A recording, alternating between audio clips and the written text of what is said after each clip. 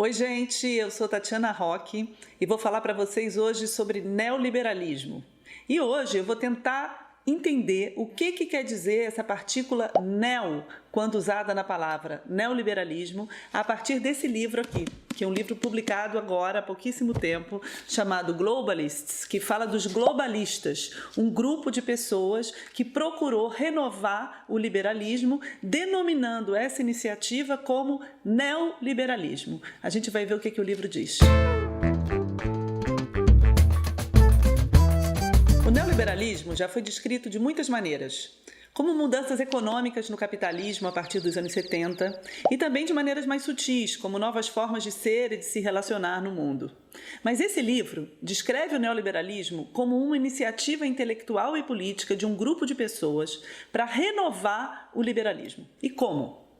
Criando instituições globais para proteger os mercados, os fluxos de capital internacional e o comércio internacional. Eles queriam criar um porto seguro para o capital global. E um porto seguro contra o quê? Contra a democracia. Isso mesmo. Eles viam a democracia com um poder disruptivo muito grande que poderia atrapalhar os mercados.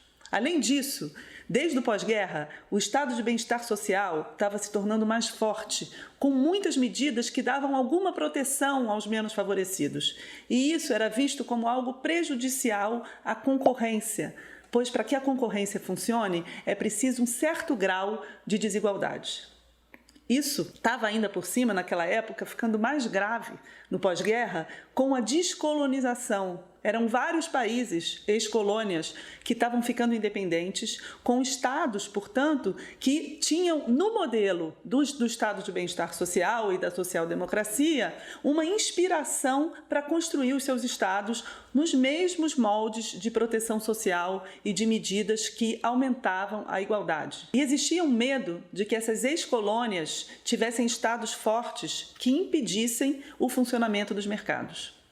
Então, era preciso pensar maneiras de proteger, de isolar os mercados globais da soberania política desses estados. Esse movimento de que fala o livro surgiu em Genebra, com algumas instituições que foram precursoras, por exemplo, da Organização Mundial do Comércio. Ou seja, era preciso criar instituições globais que garantissem um funcionamento do mercado que não pudesse ser atingido pela soberania dos estados, pela soberania local política de cada um desses estados. Não se tratava de criar um estado global, mas sim de separar o domínio da política e o domínio da economia, de forma que algumas instituições globais conseguissem manter a economia funcionando independentemente dos estados.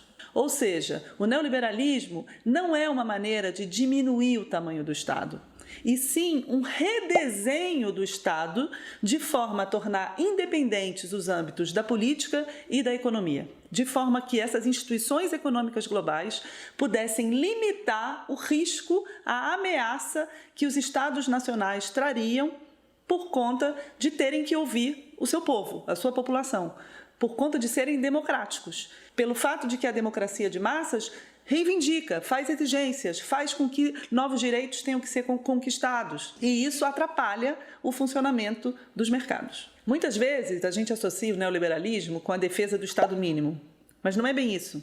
Eles queriam uma nova ordem econômica global, que mantivesse a soberania política dos Estados, porém limitada por uma ordem econômica global visando proteger os mercados.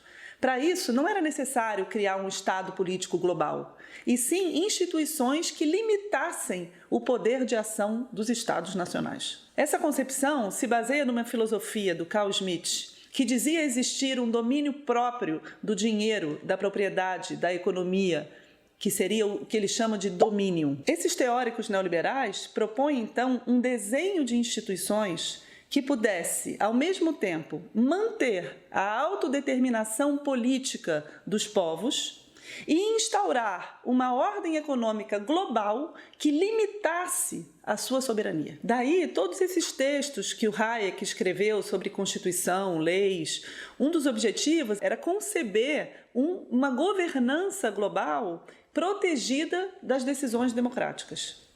E um dos medos eram justamente essas novas nações que estavam surgindo. O Hayek tem um texto chamado Novas Nações e o Problema do Poder, em que tem uma citação que ele diz o seguinte: eu acredito que limitar os poderes da democracia nessas novas partes do mundo é a única chance de preservar a democracia nessas partes do mundo. Se as democracias não limitarem seus próprios poderes, elas serão destruídas. Ou seja, a preocupação aqui era criar um arcabouço legal e institucional para reparar, para corrigir os efeitos disruptivos das democracias sobre os processos de mercado, vistos por Hayek e seus parceiros como ameaça ao bom funcionamento do mercado. A gente vê aqui que existe, portanto, uma contradição de princípios entre capitalismo e democracia. O neoliberalismo torna isso explícito. Eles não veem o capitalismo e a democracia como se reforçando mutuamente. Ao contrário, eles veem a social-democracia, que é um compromisso entre capitalismo e democracia, justamente, como uma ameaça ao bom funcionamento do mercado. Por quê? Porque a democracia, ela traz ondas de reivindicações, ela traz esse poder disruptivo da ordem que pode atrapalhar o funcionamento dos mercados. Tanto é que esses teóricos, Mises, por exemplo, um dos seus primeiros escritos sobre isso, surgem no momento do sufrágio universal na Áustria, em 1907. Ele já reage ao poder democrático do sufrágio universal como podendo atrapalhar as regras do mercado e, em seguida, manifestações populares imensas que aconteceram na Áustria em 1927. Essas pessoas, que incluem Hayek, Mises, são defensoras extremas da ordem, que ajudaram a criar instituições que possam conter a democracia quando elas atrapalham os mercados e quando elas podem, segundo eles, subverter a ordem. Então, um dos inimigos principais do neoliberalismo são as organizações de trabalhadores, os sindicatos, porque reivindicam mais direitos, porque reivindicam mais igualdade, e a igualdade também é inimiga de um dos princípios fundamentais do neoliberalismo, que é a concorrência.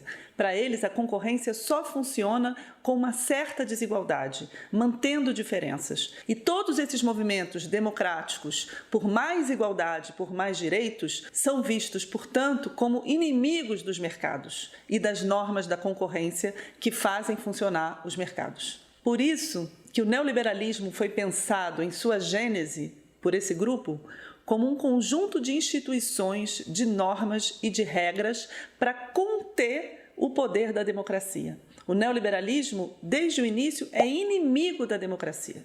E isso a gente vê hoje. Por exemplo, no plebiscito na Grécia, em que a população votou não para se aceitar as medidas da Troika, o governo foi lá e, contra a população, acatou essas medidas neoliberais que impuseram medidas de austeridade, que levaram a população grega ao sofrimento e à miséria. Então, a gente pode se surpreender que, ultimamente, alguns liberais tenham apoiado governos autoritários. Mas, na verdade, o neoliberalismo flerta com o autoritarismo desde as suas raízes, desde os seus princípios. Será que existe realmente a possibilidade de um neoliberalismo progressista, como já se acreditou um dia? Acho que hoje as alianças que a gente está vendo por aí, e no Brasil esse exemplo é muito claro, entre neoliberais e governos extremamente autoritários, talvez mostrem a que veio o neoliberalismo. Até alguns anos atrás, nos anos 90, por exemplo, eu lembro disso, o neoliberalismo se colocava com um potencial progressista. Diante disso, a gente poderia se surpreender que hoje tantos neoliberais estejam apoiando, dando sustentação, sendo fiadores de regimes autoritários, como é o caso no Brasil do Paulo Guedes, sustentando o governo Bolsonaro. Mas se a gente pensa nessa literatura, nesses teóricos do neoliberalismo que já flertavam com o autoritarismo, que já se colocavam como opositores da democracia de massas, talvez isso nos surpreenda menos. Talvez a gente entenda porque hoje neoliberalismo e autoritarismo andem de mãos dadas. Se você gostou desse vídeo, curta, compartilhe e se inscreva aí no canal.